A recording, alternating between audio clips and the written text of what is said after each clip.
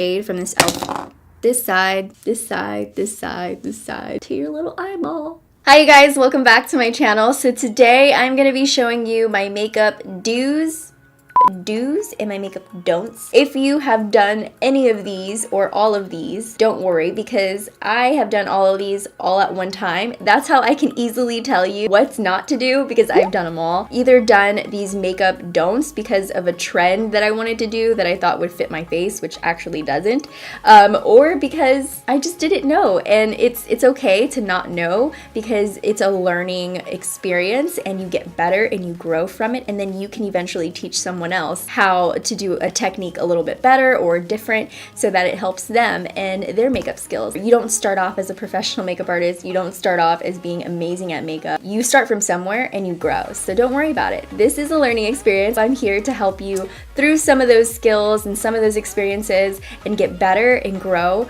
for yourself. And I hope that you enjoy this tutorial. If you want to learn how to get this and learn how not to do this, go ahead and keep watching. The first thing I'm going to start off with is prepping the skin. I think that's the most important part, and I'm not going to put primer on this side. It will be my good side. I'm going to use Smashbox Photo Finish Primer. I like this one because it fills in the pores and it just leaves like a smooth, even surface. It's a silicone-based primer. Grandma's in town, can you tell? And on this side, it's just not gonna last as long. The next thing I'm gonna do is foundation. I'm gonna use a foundation that is gonna make me look a little bit more tan, because I like looking tan and I used to do this mistake so often. It's not cute at all. I learned throughout the years that this is not the way you choose your foundation. This is a color I would like to be. This is my face. This doesn't even match my neck. Or some people, what they'll do is try to match their face, but then it won't match their neck or the rest of their body. I'm just gonna rub it around, which is another thing you don't wanna do. Don't just rub your foundation around, because if you rub it around your face, you're not gonna get the most coverage. This actually kind of matches. Maybe this was the wrong foundation. It's kind of weird just to do one side of your face. I'm trying not to blend it. This is the color I would like to be. It just looks so cakey right now.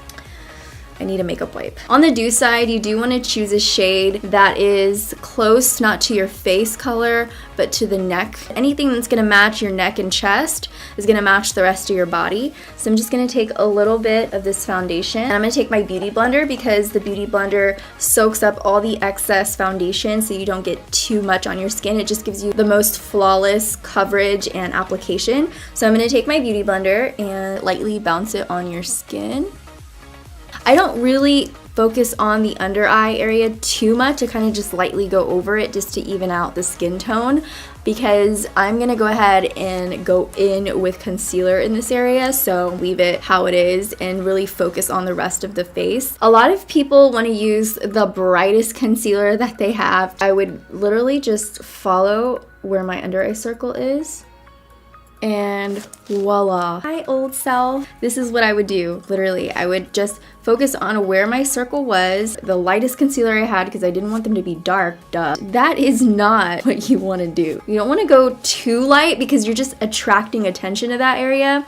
It makes it look like you're trying to cover something up, and it also accentuates the shape of the circle. What you want to do, choose a shade that's about 2 shades lighter than your under eye, and I'm using this light medium shade from Tarte. Take it where the inner corner is, bring it all the way down past the under eye. You see how it starts to curve there? We're gonna go past that, and then we're gonna bring it up all the way up here to the cheekbone and fill it in. Make a V shape under your under eye area. It looks seamless. It blends into your face, your foundation. You don't see a harsh line or a reverse raccoon eye. It just looks a lot brighter and a little bit more lifted than your other eye. The next thing is going in super heavy with powder on your face without your foundation or concealer drying. So let me give you an example. I'm gonna go ahead and take my powder, load it up, and start to pack it on my face. It's just gonna get really patchy looking. It's not gonna look good. So on this side, what I'm doing after everything has dried, I'm gonna go ahead and set my under eyes with a translucent powder. I'm gonna be using this powder right here from Laura Mercier. And just add a little bit of translucent powder to that area.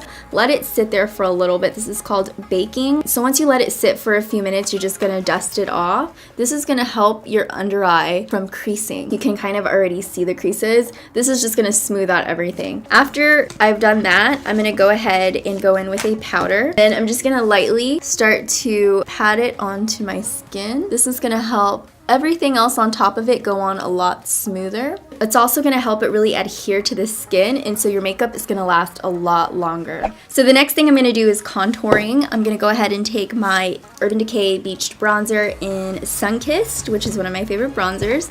I'm going to go in with my little paddle brush, is what it looks like to me. Start to contour my cheekbone. First mistake is I'm going in with an orange bronzer. I am going way too low, and you don't want to go too low on your cheek or too close to the corner of your mouth. So bronzer is used to warm up your face, and contour is to create a subtle shadow that your face would naturally have. This is definitely something that I've seen, something that I've done, and never want to do again. But what you do want to do, I'm gonna use this Kat Von D Shade and Light palette, and in this palette, take something that's going to be a little bit more ashy or on the gray tone side. So I'm going to take this shade right here and start to contour my cheekbone on this side. If you look at your face and you kind of just like look around, don't look at this side, look around, you'll notice that you naturally have like a gray tone shadow. It's just the way the light hits your face.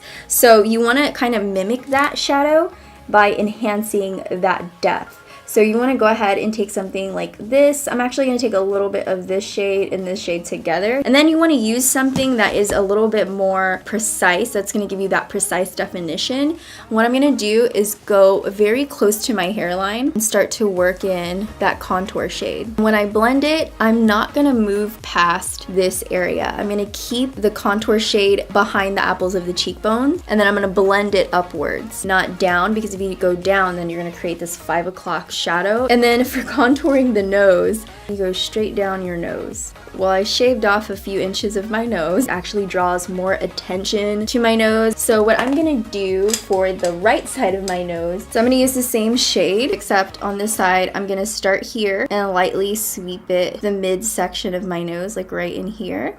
You can already see the shadow and it's kind of thinning it out. And then once I get to the tip of the nose, I'm just going to focus it in a V right here. So the next thing I'm going to do is my cheeks. So I'm going to take this brush and just start to go in. I was on the dance team for my entire high school years, so I used to love blush. Having a ton of blush was just common in the dance team. Everybody knew. We were trained that people want to see your makeup from way far away, high up in the bleachers, and during competitions. So we would put on a ton of blush. So literally I would start here and just go in like my life depended on it, but I would make sure I'd get the apples of the cheeks. I had this big Mary Kay kit and I would use that bright reddish pink blush all the time, and I thought it was the hottest thing. So this is what you don't do. You don't want to go all the way on your apple, smile, and just rub it in. What I like to do, not to say that this is the only way to do your blush, because I feel like using a blush brush is completely fine, but I like to use a stippling brush because I feel like it gives you the freshest looking wash of color. So what I'm gonna do is take my blush. This is like a peachy pink shade. It's all about the pressure that you put on your face. That's gonna change your makeup game so much. Take my brush and work it towards the apple, the mid apple, and sweep it back like this. Just adds a really natural light flush of color. So now I'm gonna move on to the brows, which are really interesting. So I'm gonna take my Benefit Precisely My Brow Pencil, start to fill in my brows, and I'm gonna use a heavy hand, and I feel like I'm missing so much of my brow that I'm just gonna fill it all in and create a little box in front because the front is so light. This is something that you definitely don't want to do. I feel like we've all done this mistake that is just way too dark. So what you do want to use is a very light hand and focus on the areas where you have the least amount of hair. And I like to start right at the bottom to add definition here. And I'm using the lightest feathery touch to my brow. I already have hair right here, so I'm not gonna go over this spot. Stay right here where there's like 5 or 6 good long strands. Mimic their hair shape. And you want to fill in your brows. You want to fill in that area so that it matches the outline, but you want to use the lightest hand. The beginning of your brow is light and feathery. Gradually go into the darkest midway. And then if you have if you want to add a few more hairs to the front, just use very light feathery strokes, but you're not going in like a block. And then with the spoolie side, I'm just gonna brush through the brow so that everything is nice and even. This brow is a lot more natural looking, light and feathery. This one is just a big stamp. So moving on to the eyeshadow, a mistake that I see is using a shimmery shadow on your crease. So I'm gonna take this brown shadow right here, just going to work this directly onto my crease. It's fine that it's dark, but the only thing is it's shimmery. So it's kind of defeating the purpose of creating depth because it's attracting light to your crease. I'm gonna bring it down right where the crease is. Let's just blend out the edges. Let's just say that I tried to blend at least. But what I do wanna use is this matte warm taupe shade right here. This is going to give your eye dimension, add depth, and also give you the appearance of more lifted eye. So I'm going to apply it just above the crease using a light hand. You're going to notice using a light hand is the most important part of doing your makeup in general, just so that you have more control of the intensity. So using a very light pressure is the best way to go. I'm not going to focus too much on every step of do's and don'ts for eyeshadow because there are so many that could be a completely different video. For the eyeliner, what I used to do, take the eyeliner here, curl it up, and then bring it in all the way like that. Some people might think that's cute. I sure did. I would want a really full, thick wing, and I want to curl it up all the way to the brow.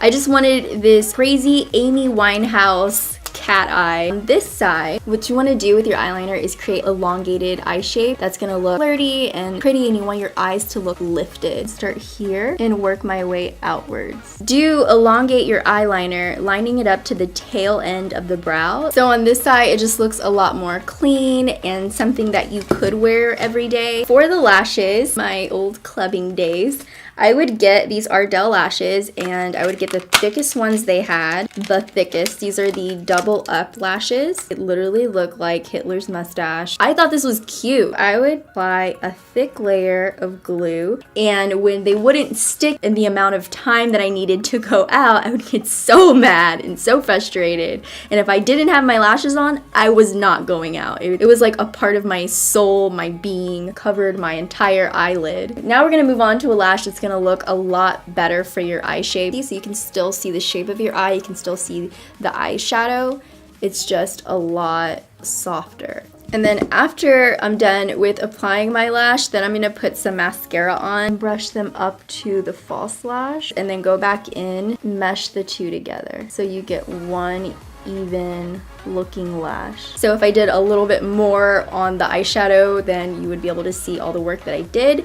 Also, it just accentuates your natural eye shape really, really nicely and lifts your eye up. Highlight can either make you look beautiful, glowing, or it can make you look like a porous, spongy disco ball. So I'm going to take this Urban Decay Sin highlight, and I'm just going to apply a nice amount of highlight. It's going to accentuate all your pores. So I have to use it strategically on my face. What I'll do is take it right where the light will hit it. So like right here, but I don't have so many pores there. But you're still going to give yourself that really fresh, glowy look. And then now I'm going to go ahead and move on to the lips. I love a nude lipstick. Myth is one of my favorites. So I'm gonna go ahead and apply it on my lip. This is obviously too light, but it doesn't mean that I can't use it. What I would suggest you guys do is use a lip liner, like so. So I'm just gonna go ahead and line my lip, and then I'm just gonna go in a little bit further on the inner corners. So now we have a defined lip shade. Take the same nude lipstick, work it right over the lip. So now it just looks like you have a gradient lip. It looks lighter in the center, and then it gets darker. I think it's just a lot more flattering this way. This one's just like putting concealer on your lip, basically. Thank you guys for watching. I hope you enjoyed this do's and don'ts video. If you've done any of these, let me know in the comments. Or if you do them right now, let me know. If you haven't checked out my last 2 videos, they're gonna be below my box to check out.